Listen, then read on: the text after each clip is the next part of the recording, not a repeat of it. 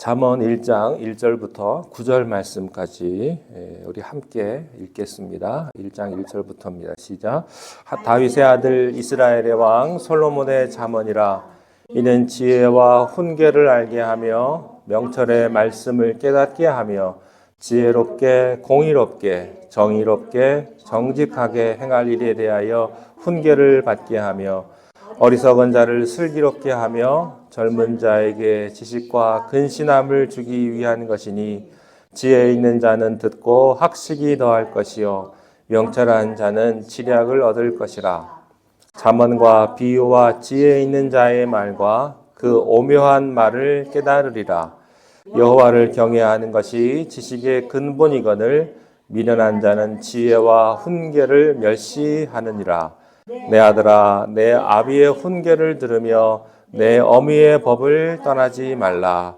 이는 내 머리에 아름다운 관이요 내 목에 금사슬이니라. 아멘.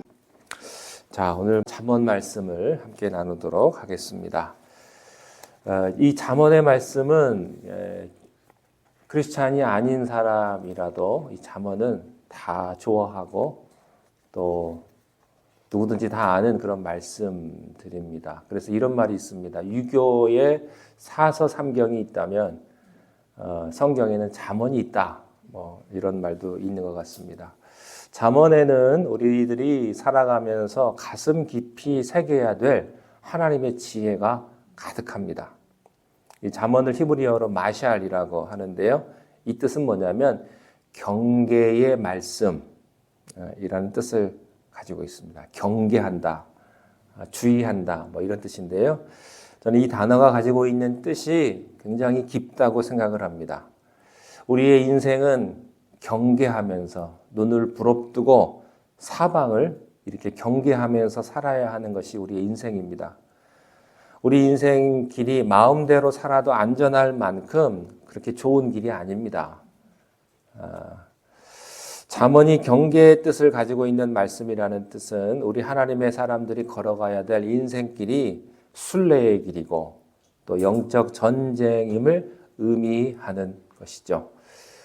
우리가 천성까지 가는 순례의 길, 순례의 길, 천성 가는 길. 천성교회는 어떻게 잘 되는지 모르겠습니다. 은혜롭게 잘 되는. 제가 천성교회 가가지고 거기서 결혼식을 한번 있어가지고 몇 번 갔었던 적이 있는데 천성교회는 위치가 참 좋더라고요. 예배당에서 이렇게 보면 바다가 싹 보이고요. 교회 이름은 참 잘 지은 것 같아요. 천성교회. 천성을 향해서 가는 그런 순례의 길이 우리의 인생길이죠. 그래서 곳곳에는 우리의 대적 마귀가 파놓은 함정과 위험이 도사리고 있기 때문에 우리가 늘 경계하고 주의하지 않으면 치명적인 부상을 입고 쓰러질 수가 있습니다. 그렇게 되면 우리만 다치는 것이 아니고 우리 가족도 같이 다치고 우리의 친구도 같이 다치게 되니까 이것은 보통 일이 아니죠. 참 이상한 거는 아프거나 이게 육체적으로 아프거나 영적으로 아프거나 시험에 들면 그 한 사람만 힘든 게 아니고 주위 사람들에게 같이 아프고 같이 힘이 드는 경우가 굉장히 많습니다. 이것도 일종의 전염성이 있어서 좋은 일도 전염이 되지만 나쁜 일도 전염이 되는 거죠. 이 잠언은 하나님의 자녀들이 순례의 길을 가면서 마귀의 함정과 유혹들을 영적으로 잘 분별해서 순례길을 완주해서 생명의 면류관을 받을 수 있도록 도와주는 우리의 삶의 인생의 매뉴얼과 같은 책이 바로 이 잠언입니다. 1절은 이렇게 시작을 합니다. 다윗의 아들 이스라엘의 왕 솔로몬의 잠언이라. 이 잠언의 저자가 솔로몬이라고 나옵니다. 물론 다른 저자도 있죠. 근데 이 잠언이 모두 31장으로 되어 있는데 대부분을 솔로몬이 썼습니다. 지혜의 왕 솔로몬이 쓴 것은 부인할 수 없는 사실입니다. 그런데 솔로몬이 자기가 쓰면서 자기를 뭐라고 소개를 했냐면 다윗의 아들 이스라엘의 왕 이렇게 소개를 했습니다. 그러니까 다윗 아버지의 이름을 끄집어 온 겁니다. 다윗은 누굽니까? 하나님의 마음에 합한 사람이죠. 다윗을 중심으로 세워진 하나님의 나라가, 이 나라의 통치자가 이스라엘의 통치자인 바로 자기 자신이라고 하는 겁니다. 그러니까 이 잠언은 그러니까 나라를 다스리는 왕이 쓴 겁니다. 왕이 하나님 앞에서 몸부림치면서 국정을 경험하면서 일어나는 수많은 치열한 삶의 현장에서 하나님이 주신 지혜의 집약체가 바로 잠언입니다. 그렇기 때문에 이 잠언은요, 어떤 학자가 연구하면서 쓴 책이 아닙니다. 실제로 하나님이 주신 리더십으로 사람을 다스리고 나라를 운영해 본 하나님의 지도자가 쓴 실제적인 그런 지침서입니다. 그래서 이 잠언의 말씀은 이것을 그대로 우리의 삶에 적용해도 될 만큼 살아 운동력이 있는 유익한 하나님의 지혜라고 볼 수가 있습니다. 특별히 솔로몬이 이렇게 다윗 아버지 이름을 쓴 걸 보면 아버지를 굉장히 자랑스럽게 여겼던 것 같아요. 그래서 이 자랑스럽게 내세운 아버지 다윗은요, 구약에서 예수님을 예표하는 그런 인물입니다. 예수님께서 비유를 들어서 많이 설명해 주셨잖아요. 천국 비유 같은 경우 비유를 여러 가지로 이렇게 모든 것들을 예수님이 비유로 설명을 해 주셨는데, 이 비유를 뜻하는 단어가 잠언의 이 마샤르랑 같은 의미에서 왔습니다. 그러니까 지혜와 비유가 같은 의미입니다. 그러니까 하나님의 지혜이신 예수 그리스도께서도 구약의 지혜에서 잠언 마샤르로 가르치셨다고 하는 것은 우연이 아니죠. 잠언에서 말하는 그 지혜가 성육신 되신 분이 바로 예수 그리스도이십니다. 그러므로 잠언의 지혜는 그냥 무작정 외우는 그런 격언집 같은 것이 아닙니다. 잠언의 지혜는 살아계신 예수 그리스도께서 직접 우리와 함께 동행하시면서 주시는 생명의 말씀인 것입니다. 그래서 앞으로 우리들이 이제 잠언을 볼 텐데, 잠언에서 지혜라는 단어가 나올 때마다 이 지혜를 예수님으로 바꾸면 딱 맞습니다. 이건 예수님이 우리 안에 거하시면서 역사하시는 생각이다. 예수님의 마음이다. 예수님의 뜻이다. 예수님이 성령을 통해서 나를 이끌어주는 길라잡이다. 이렇게 생각하시면 되겠습니다. 잠언이 영적 전쟁을 하는 순례길에서 도움을 주는 경계의 말씀이라고 했는데, 우리의 대장 되시는 예수 그리스도께서 직접 우리와 함께 동행하시면서 앞으로 우리를 인도해 주시는 것이죠. 그것이 바로 잠언입니다.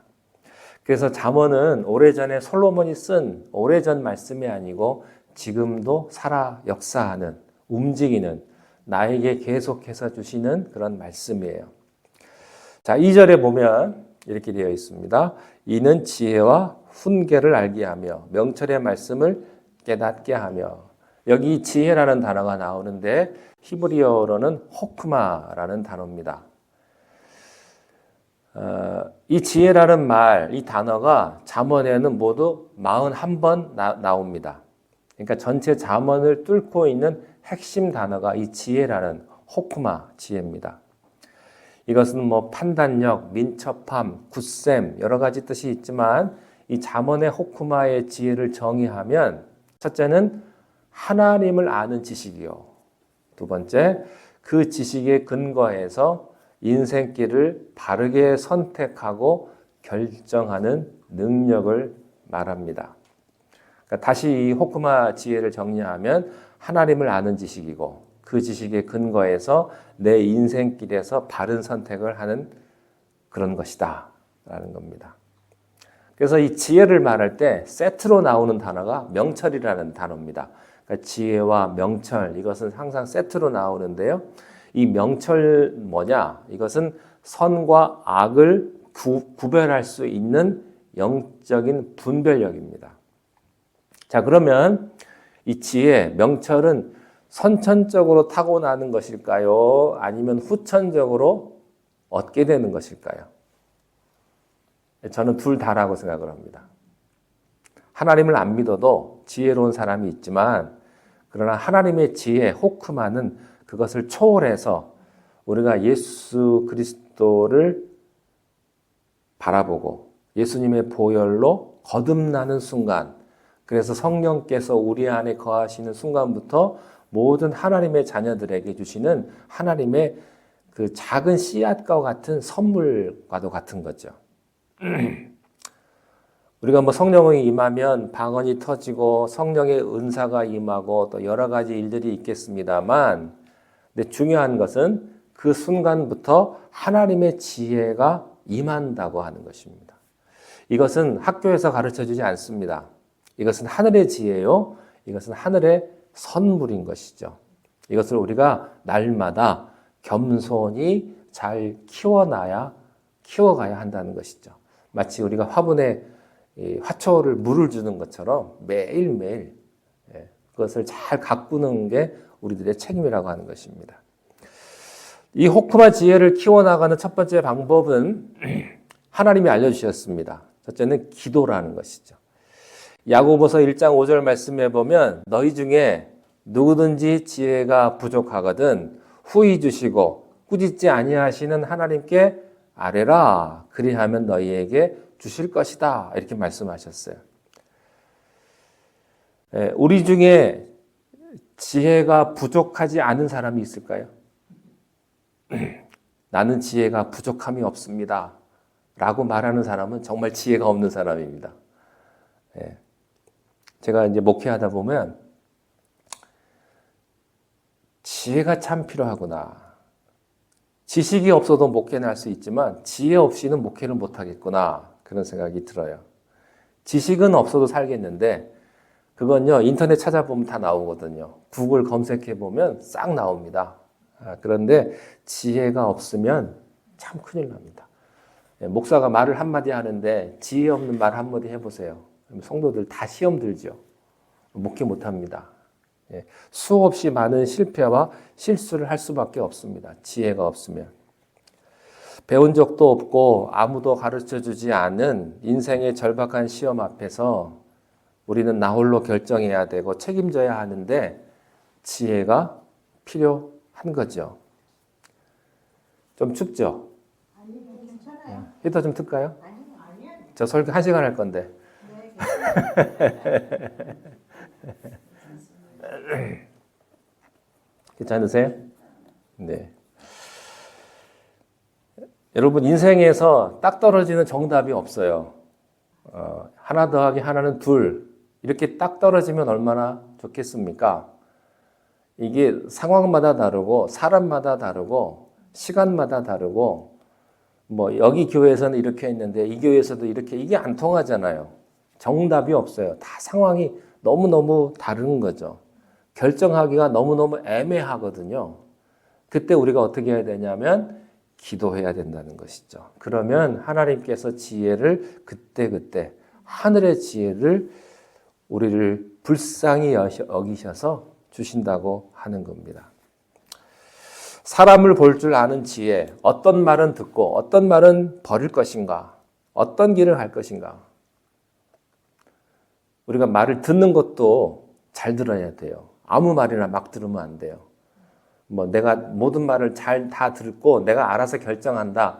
사람이 그렇지가 않거든요. 그래서 내가 딱 듣기에 이것은 나를 힘들게 하는 말 같다. 나를 시험 들게 하는 말 같다. 그러면 딱 거기서 멈춰야 돼요.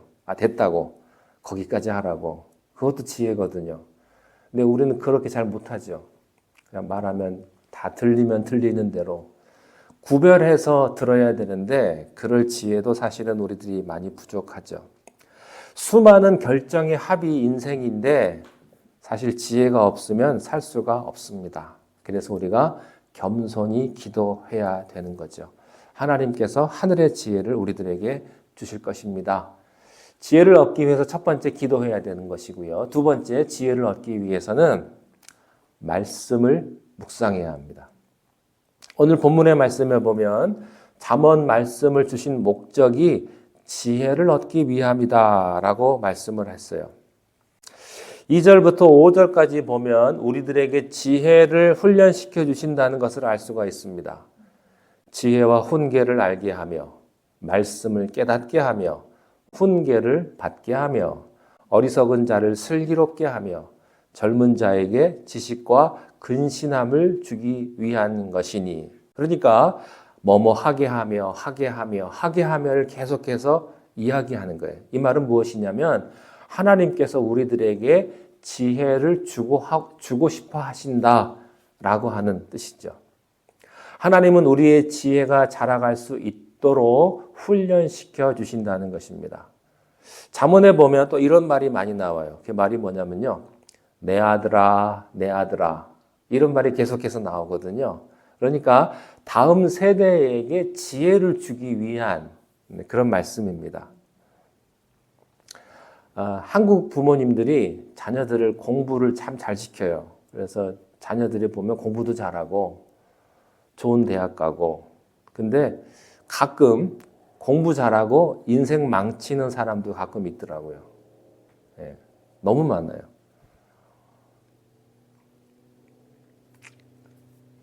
그 우울증 같은 것도요. 공부 많이 한 사람들에게 우울증이 옵니다. 또 자살률도요. 고학력일수록 자살률이 많습니다. 문제는 뭐냐면 내가 지식이 없는 게 문제가 아니고 학벌이 없는 게 문제가 아니고 지혜의 문제라고 하는 것입니다. 그래서 잠언에서 하나님께서 그렇게 지혜를 강조하시는 거예요. 지혜가 없으면 인생은 끝날 수도 있거든요. 하나님의 교육은 그래서 지식보다는 지혜에 집중합니다.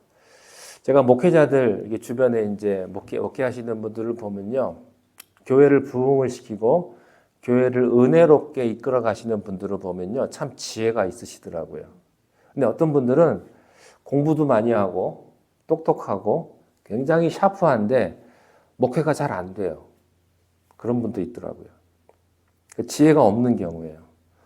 무엇을 하든지 그런 것 같습니다.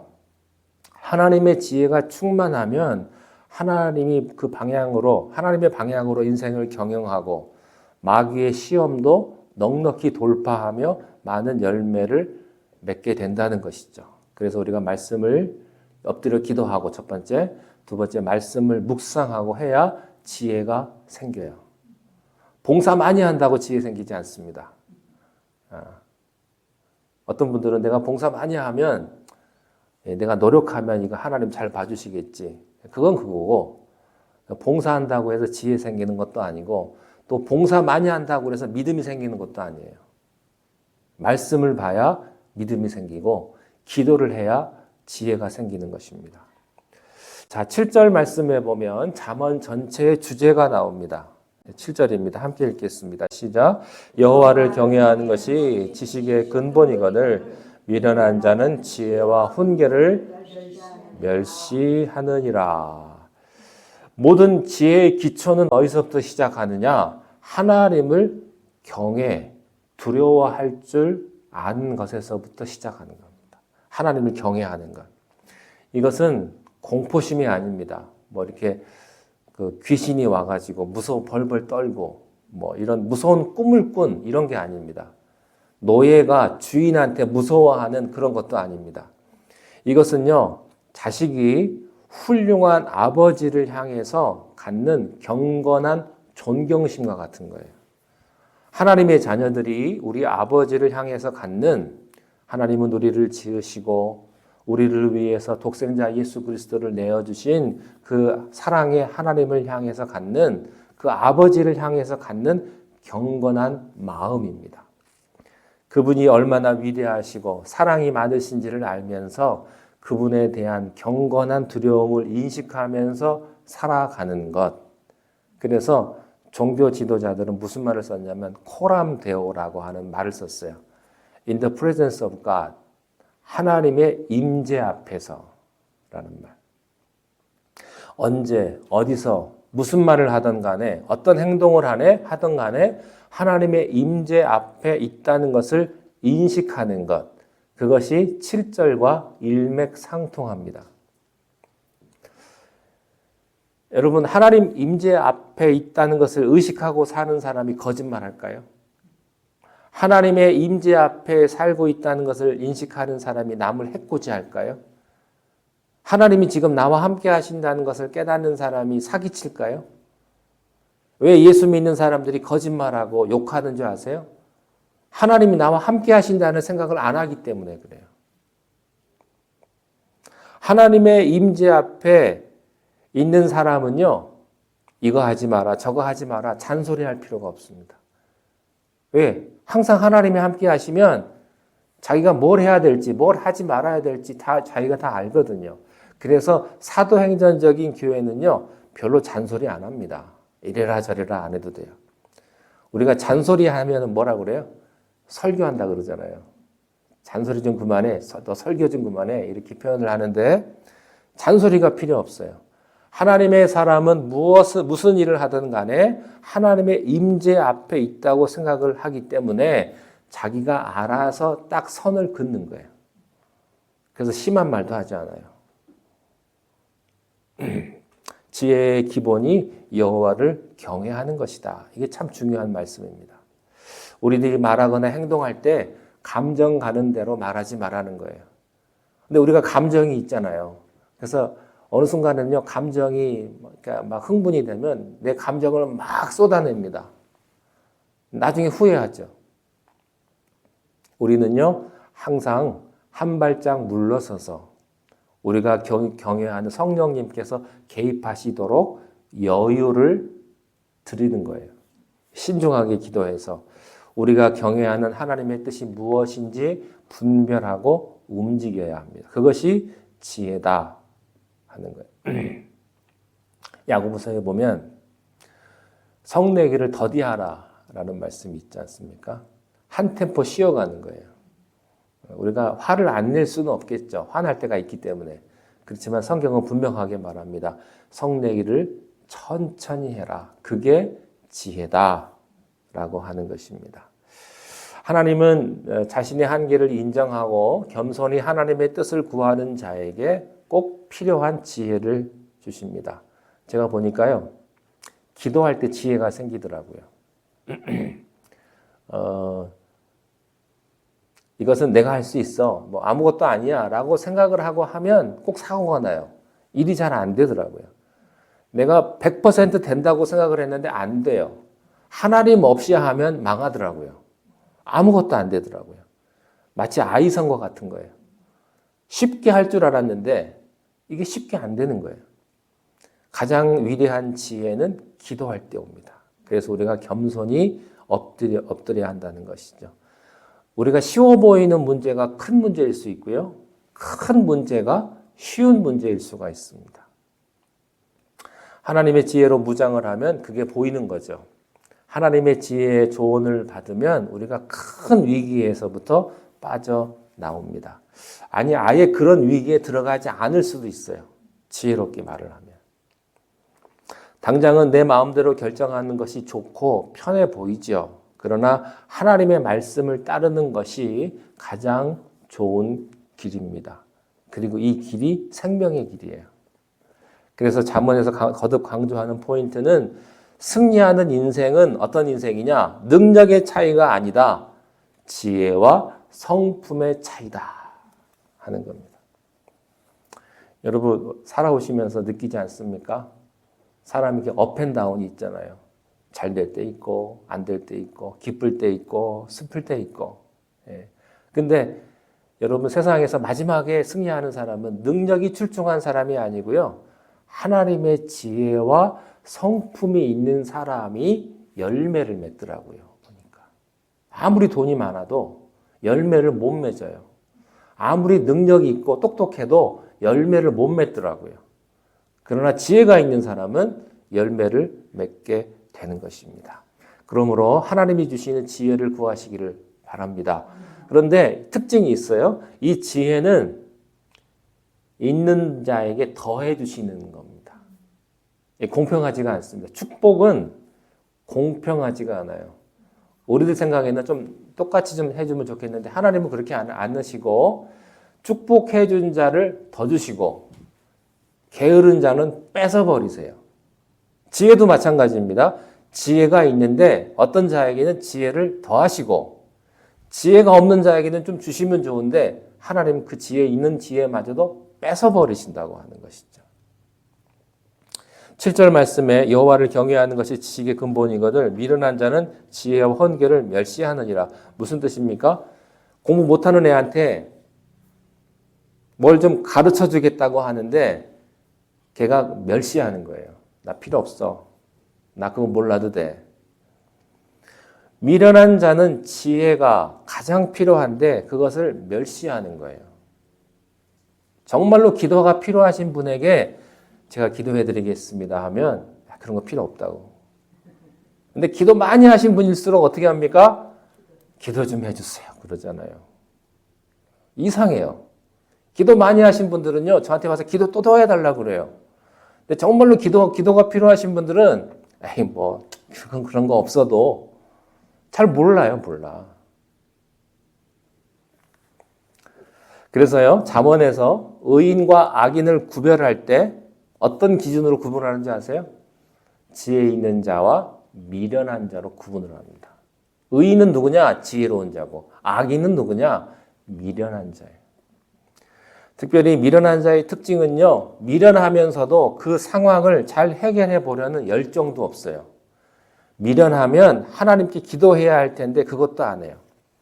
하나님께서는 의인과 악인에게 이 호크마 지혜의 문을 열어주셨지만 의인은 그것을 받아들이는데 악인은 그것을 거절합니다. 벽이에요, 벽. 아예 거절할 정도가 아니라 오늘 말씀해 보니까 멸시한다고 그래요. 멸시하는 거예요. 자기가 하나님보다 낫다는 거죠. 보통 교만이 아닙니다. 여러분, 이게 망하는 지름길입니다. 가장 어리석은 것이요, 하나님의 지혜를 무시하는 거예요. 하나님을 무시하는 게 가장 어리석은 거예요. 최고의 가이드를 무시하고 자기가 안다고 죽음의 길을 가버리는 어리석은 자라고 하는 것이죠. 그러므로 하나님을 무시하지 마십시오. 하나님의 지혜를 무시하지 마시고, 그렇지만 영적 분별력이 있는 사람은 달라요. 5절 보십시오. 5절.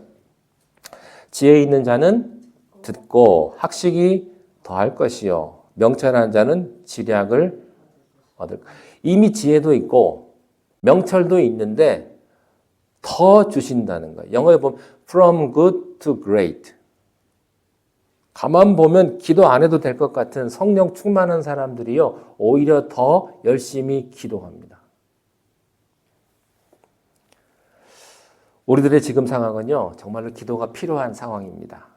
지혜도 필요하고요.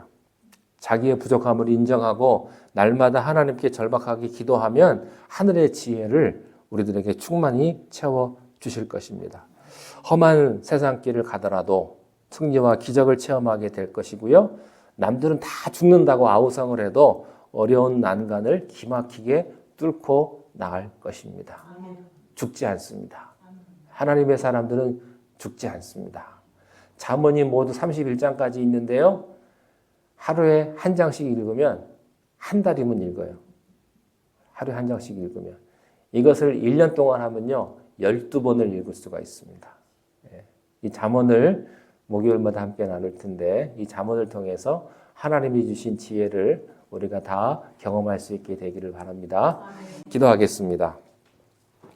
하나님 아버지, 우리에게 지혜를 더하여 주시옵소서. 세상 살아나가는 데 필요한 하늘의 은혜를 더하여 주시고 내 생각과 내 주장대로 살아가는 것이 아니라 하나님의 뜻대로, 하나님의 인도하심대로 우리의 모든 삶을 주님이 주장하여 주시옵소서. 방주에 들어가 있었던 노아의 가족들은 오직 하나님의 인도하심을 받을 수밖에 없었습니다. 우리가 이 세상 방주라고 하는 우리 공동체 안에서 오직 주님만을 바라보게 하시고 주님을 의지하게 하시고 주님께서 우리를 생명의 길로 이끄신다고 하는 귀한 믿음을 가지고 날마다 승리하며 살아가게 축복하여 주시옵소서. 예수님 이름으로 기도하옵나이다. 아멘. 하늘에 계신 우리 아버지여, 이름이 거룩히 여김을 받으시오며 나라의 임하옵시며 뜻이 하늘에서 이룬 것 같이 땅에서도 이루어지이다. 오늘날 우리에게 일용할 양식을 주옵시고 우리가 우리에게 죄진 자를 사하여 준 것 같이 우리 죄를 사하여 주옵시고 우리를 시험에 들게 하지 마옵시며 다만 악에서 구하옵소서. 나라와 권세와 영광이 아버지께 영원히 있사옵나이다. 아멘.